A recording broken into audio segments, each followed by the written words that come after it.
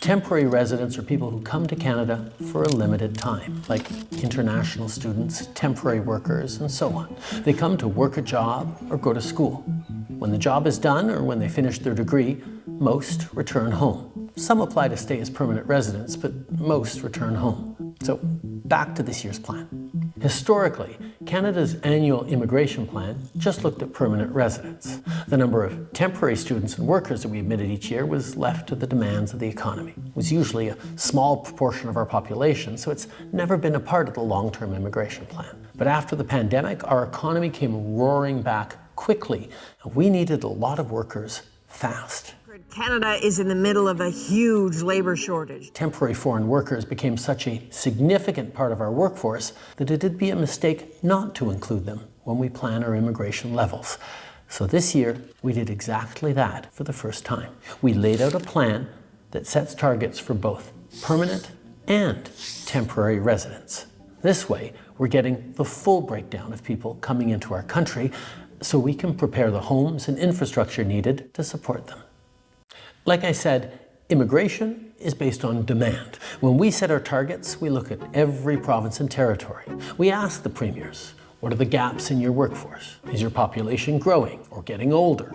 We field calls from businesses, CEOs, economic experts, all sharing their thoughts on where we should set our targets. We've had a chronic shortage of labor for the last decade. It is the #1 issue of all manufacturers across Canada. So we think there needs to be more, push the pedal to the floor to bring more people into Canada because Ontario is facing a generational labor shortage. 380,000 jobs are going unfilled.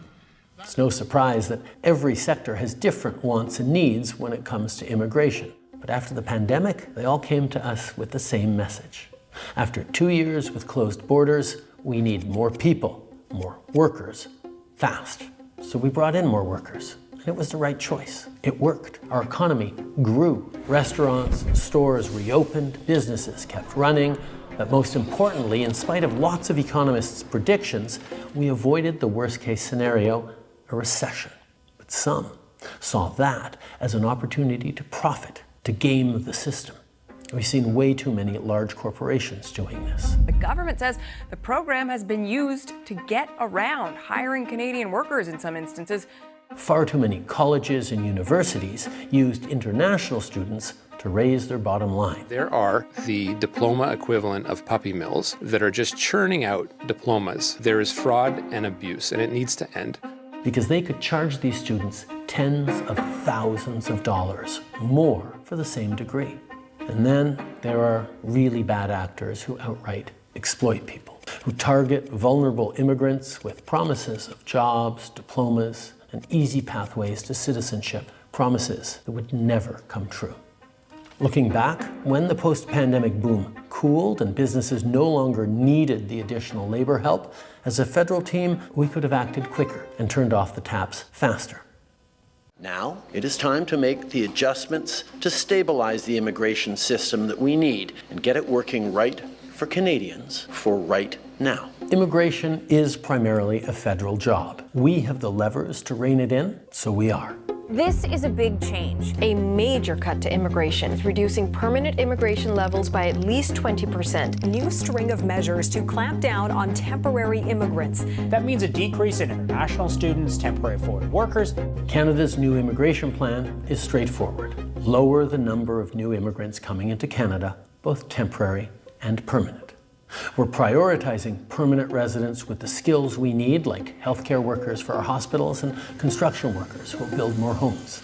And those temporary residents who are already in Canada, some will apply to stay in Canada as permanent residents. Since they're already here, established and working, the added pressure put on communities is very low. Or they'll leave Canada when their temporary residency expires, reducing our population. Some temporary residents may turn to our asylum system when their visa expires as a shortcut to stay in Canada. Those claims will be analyzed and processed, and if their claim fails, they'll be sent home.